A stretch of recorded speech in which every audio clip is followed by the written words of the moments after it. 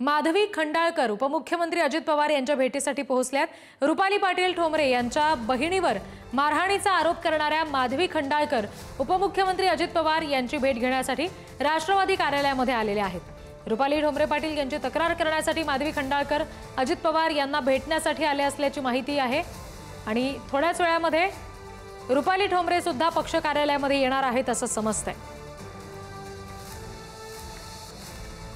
आपण हे दृश्य बघतोय।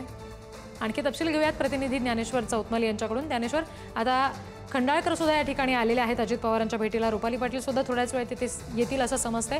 एकीकडे पक्षानं कारणे दाखवा नोटीस बजावली आणि आता दुसरीकडे खंडाळकर सुद्धा इथं पोहोचल्यात। वेळात पक्ष कार्यालयामध्ये पोहोचणार आहेत आणि आता माधवी खंडाळकर ह्या पक्ष कार्यालयामध्ये पोहोचलेले आहेत। माधवी खंडाळकर ह्या त्या आहेत ज्यांनी रुपाली ठोंबरे पाटील यांच्या परिवारातल्या सदस्यांनी मारहाण केल्याचा आरोप केलेला होता आणि याच प्रकरणात त्या अजित पवारांकडे तक्रार करणार असल्याचं सध्या म्हणतायत आणि त्या अजित पवारांच्या भेटीसाठी पोहोचलेले आहेत। काही वेळात रुपाली ठोंबरे पाटील देखील येतील। त्याची जी पार्श्वभूमी आहे ती जी नोटीस पक्षाकडून बजावण्यात आलेली आहे रुपाली चाकणकर यांच्यावरती सतत ज्या पद्धतीने टीका करण्यात आलेली होती ठोंबरेंकडून, या सगळ्या पार्श्वभूमीवरती कारणे दाखवा नोटीस जी आहे ती पक्षानं बजावलेली आहे।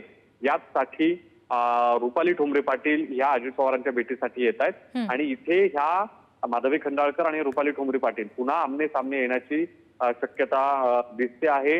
अगदी काही वेळात जेव्हा रुपाली ठोंबरे पाटील येतील तेव्हा अजित पवारांकडे त्या नेमकं काय म्हणतात, काय म्हणणं मांडतात हेही पाहावं लागेल आणि माधवी खंडाळकरांना अजित पवार काय उत्तर देतात हेही पाहावं लागेल। धन्यवाद सगळ्या दिलेल्या माहितीसाठी।